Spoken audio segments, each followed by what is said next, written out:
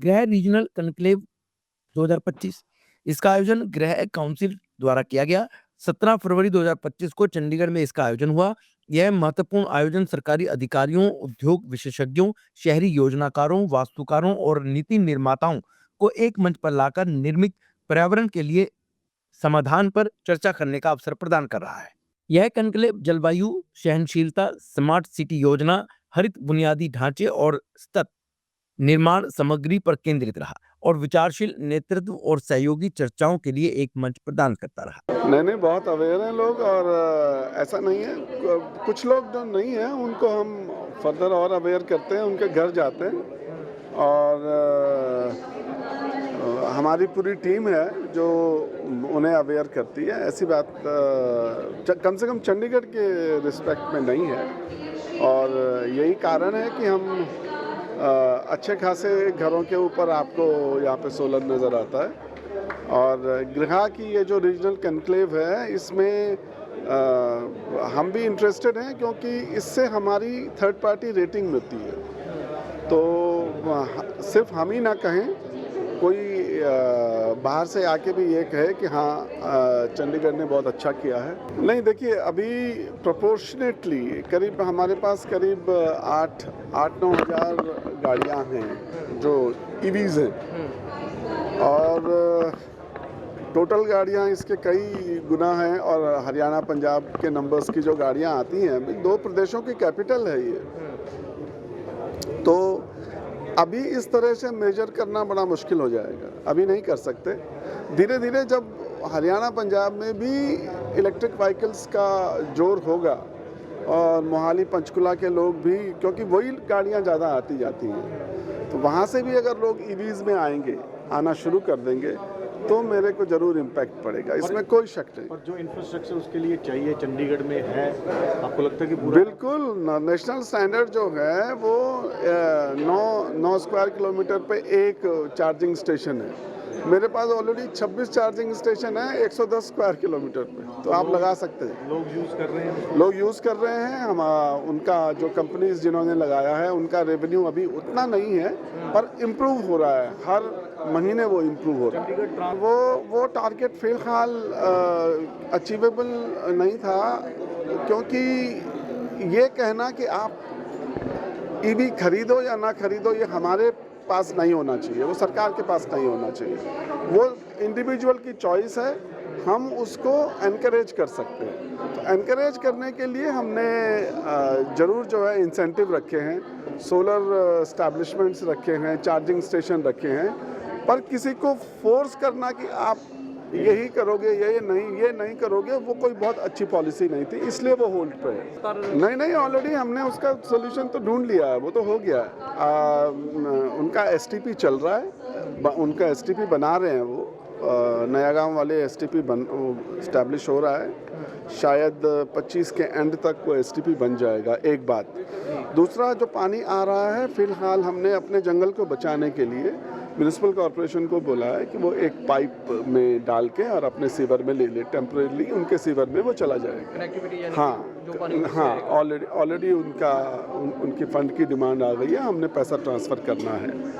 और तीसरा, हमने उसको बायो रेमेडिएशन के लिए चैनलाइज कर दिया है ऑलरेडी, तो अब आपको वहाँ पे पानी नहीं नज़र आएगा। ये जो काम है ये डीजल के ट्रकों का और बसों का ज़्यादा है, वो ट्रांसपोर्ट डिपार्टमेंट और एसटीए देखता है, तो वो कर रहे हैं, वो रेगुलरली उनके पोल्यूशन सर्टिफिकेट्स को चेक करते हैं और वो मेरा सीधा ना होके वो एसटीए का काम है। सोलर वाले जो घरों के ऊपर लगने थे, करीब हमारे पास करीब 3500 के ऊपर के रजिस्ट्रेशंस हैं और अब वेंडर्स उसको धीरे धीरे करके लगा रहे हैं। नहीं, टारगेट अभी वक्त है टारगेट को पूरा होने हैं, ऐसा नहीं है कि घर पे लगेंगे, उस पे नहीं, मतलब कुछ है ऐसा? 250 वाले पे अभी हम नहीं गए हैं, 250 गज वाले पे। अभी जब हमारे पास 500 गज वाले ही घर बाकी हैं लगाने के लिए, तो फिर 250 गज वाले जाने पे ज़रूरत नहीं है, पर हम हाउसिंग सोसाइटीज़ पे ज़रूर परसुएट करेंगे। एक बार हमारी रेस्को वाली गाइडलाइंस पे क्लैरिफिकेशन अगर आ जाता है MNRE का, जिसकी अब उम्मीद है उस पे डिस्कशंस वगैरह हो गए हैं, सब जो हमको बात करनी थी वो हो गई है।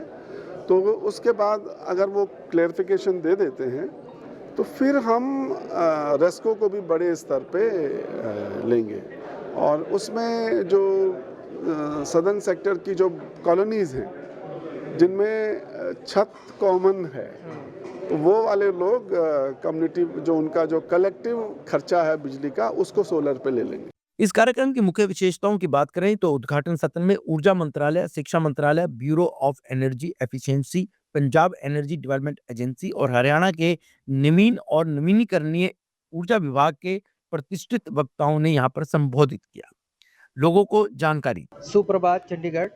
आज हम धन्यवादित हैं गृह काउंसिल के कि उन्होंने ग्रीन फिंच रियल एस्टेट को ये अपॉर्चुनिटी दी कि वो आज रीजनल कॉन्क्लेव चंडीगढ़ ताज होटल में कंडक्ट करा पा रहा है।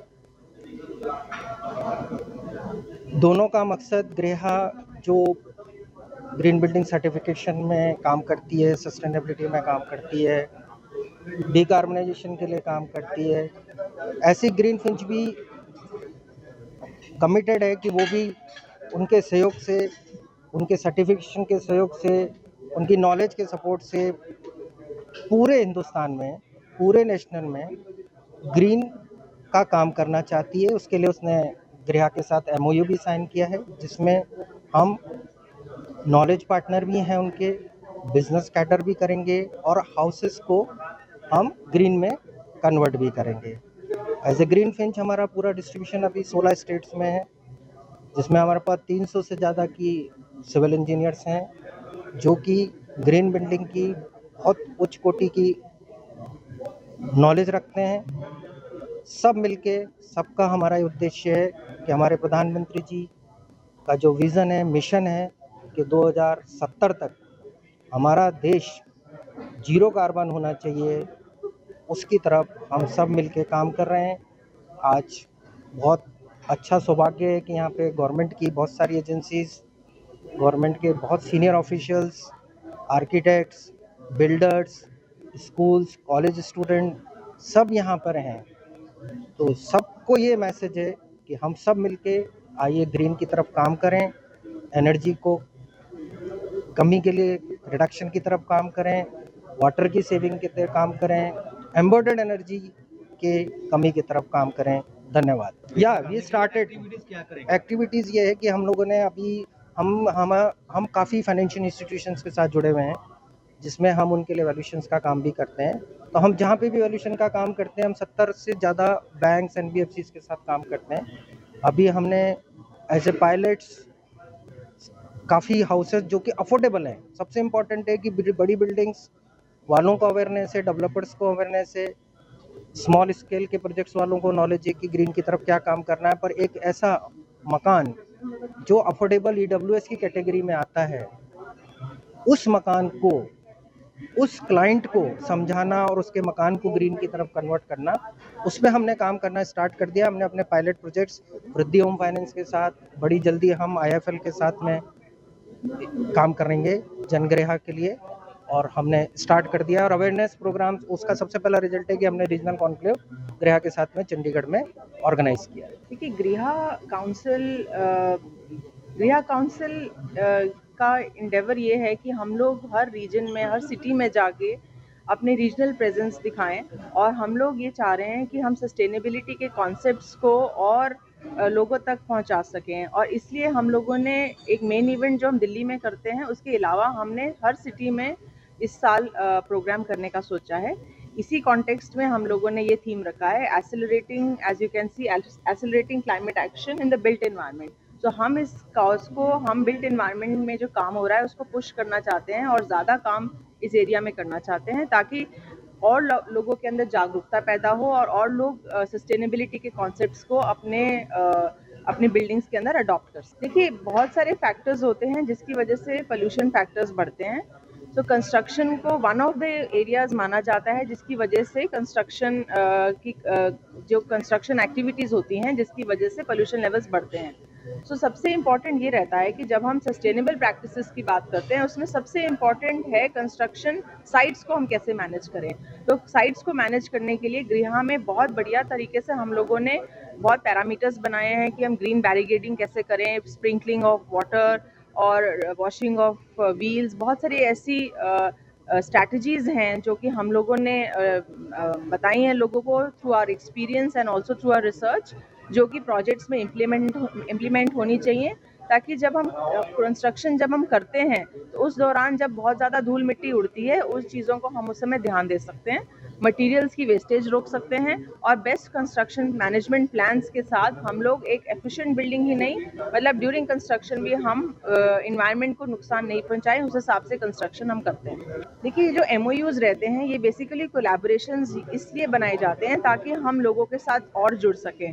फॉर एग्जाम्पल जो आज हम लोगों ने MOU साइन किया है इंडियन इंस्टीट्यूट ऑफ आर्किटेक्ट्स के साथ, ये एक हमारी पहल है ताकि हम यहाँ के आर्किटेक्ट्स और यहाँ के स्टेक होल्डर्स को सस्टेनेबिलिटी के कॉन्सेप्ट्स के साथ और जोड़ सकें, और वो लोग जब यहाँ पे बिल्डिंग्स बनाएं और यहाँ पे जब कुछ काम हो तो वो सस्टेनेबिलिटी के एरिया में हो। तो ये कोलैबोरेशन टू वे कोलैबोरेशन रहता है जहाँ पे वो हमारी मदद करते हैं to get more projects and to get more footprint, गृह फुटप्रिंट बढ़ाने का काम करते हैं, और इन टर्न हम लोग उन लोगों को मदद करते हैं ताकि हम उनको थ्रू ट्रेनिंग्स, कैपेसिटी बिल्डिंग, हम उन लोगों की कैपेसिटीज बिल्ड कर सकें और आने वाली जनरेशन जितने आर्किटेक्ट्स आएँ और जितना काम इस एरिया में हो वो सब सस्टेनेबिलिटी के एरिया में ही हो। जी देखिए, हमारी कोशिश ये रहती है कि हर इवेंट के बाद हम लोग एक रिपोर्ट क्रिएट करते हैं, तो हम हर डिपार्टमेंट जिसके साथ हम लोग एसोसिएट हुए, जैसे आज हम लोग गवर्नमेंट ऑफ पंजाब, हरियाणा, चंडीगढ़ को, ये सब जितना भी आज की डेलिब्रेशंस रहेंगी, जितना भी हम लोग आज डिस्कशंस करेंगे, ये सारी जितनी रिपोर्ट्स हैं वो सब डिपार्टमेंट्स में प्रेजेंट होंगी। हमारी उसमें फाइंडिंग्स क्या रही, हमारे सजेशंस क्या रहे और हम किस तरीके से चाहेंगे कि पॉलिसीज़ और रिफाइन हो, हम उस तरीके से वो रिपोर्ट्स को प्रेजेंट करते हैं और उस रिपोर्ट्स के बेस के ऊपर वो लोग एक बेटर डिसीजन ले पाते हैं और उन पॉलिसीज़ को मॉडिफाई कर पाते हैं, और जो आने वाले सस्टेनेबिलिटी मेजर्स आने वाले टाइम में जितना काम इस एरिया में होगा वो पॉलिसी के थ्रू और रेगुलेशंस के थ्रू उनको वो पुश कर पाते हैं।